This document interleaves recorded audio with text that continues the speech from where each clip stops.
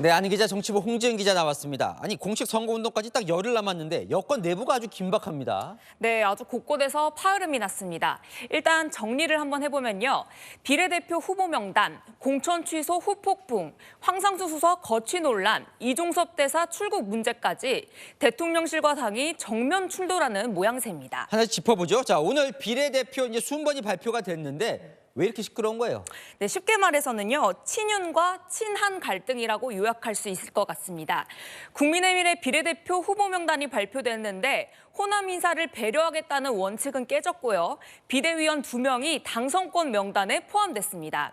한동훈 비대위 소속인 김예지 한지아 비대위원도 들어가면서 대통령 측근이자 호남 인사인 주기환 전 광주시당 위원장은 당선권 바뀐 24번을 받았거든요. 당장 친윤 핵심 인사들 사이에서는 불만이 터져 나왔습니다. 여기에는 대통령실의 의중도 반영됐다는 분석이 나옵니다. 불편한 심경을 친윤 인사를 통해 드러낸 거죠. 네, 공천 가지고도 지역구 공천도 지금 내부 균열 조짐이 좀 보여요. 네, 도태우 변호사와 장해찬 전 최고위원의 공천 취소가 결정타였습니다. 저희가 파악한 바로는요. 대통령실과 여권 주류에서는 과거 발언으로 공천 취소까지 가는 거는 좀 과하다는 분위기였습니다. 자의적 해석으로 공천을 취소하는 게 공정에 부합하냐는 거죠. 이런 인식은 당사자 반발로 이어졌는데요. 도태우 변호사와 장 전 최고위원은 모두 무소속 출마를 선언하며 국민의힘 후보와 맞대결을 하게 됐습니다.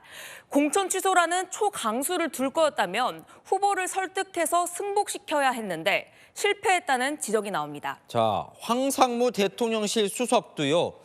뭔가 자진 사퇴할 것 같은 보도도 나왔는데 아니에요. 네, 이 지점이 바로 대통령실과 당이 가장 세게 붙는 대목입니다. 거취를 결단하라는 당의 요구와 본인이 결단할 일이라는 대통령실 입장이 충돌한 건데요. 대통령실이 낸 입장문을 보면요. 황상무 수석 기자 테러 발언에 선을 긋긴 했지만 인사조치 필요성에는 부정적 입장이라고 합니다.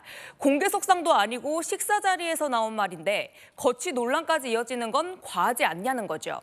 오늘 한 언론에서 자진 사퇴 가닥이라고 보도했는데 이 역시 대통령실은 사실과 다르다 이렇게 반박했습니다. 자진 사퇴 수순으로 사실상 경질하는 일은 없을 거라는 거죠. 대신 대통령은 참모들한테 말실수 경계령을 내렸습니다. 하나 더 남았죠. 이종섭 주 호주 대사 귀국 한동훈 위원장이 어제 요구를 한 건데 이것도 정리가 잘 안 되죠? 네, 이종섭 대사 귀국을 두고도 대통령실과 당의 입장이 미묘하게 엇갈리고 있습니다. 대통령실은 공수처 소환 요청이 없는데 귀국할 수는 없다는 거고요. 한 위원장은 공수처 소환 요청, 이 대사 즉각 귀국 이 두 가지 모두에 방점을 찍고 있습니다.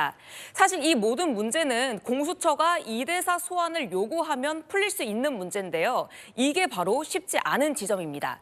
대통령실도 한동훈 위원장도 모두 공수처를 향해서 소환하라고 요구하지만 현재 공수처 처장, 차장 모두 공석이고요. 수사 외압 의혹 사건 역시 속도가 더딘 상황입니다. 즉 언제 부를지 알 수 없는 겁니다.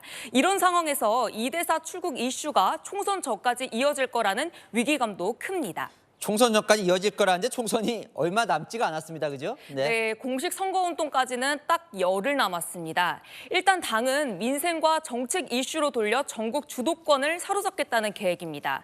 하지만 내부 갈등을 해소하지 못하면 이대로는 선거에서 패배한다는 위기감도 아주 팽배합니다. 결국은 이 모든 것들은 한동훈 위원장과 윤 대통령이 직접 만나서 하나씩 얽힌 탈해를 풀어야 한다는 분석입니다. 네, 잘 들었습니다. 아는 기자 홍지은 기자였습니다.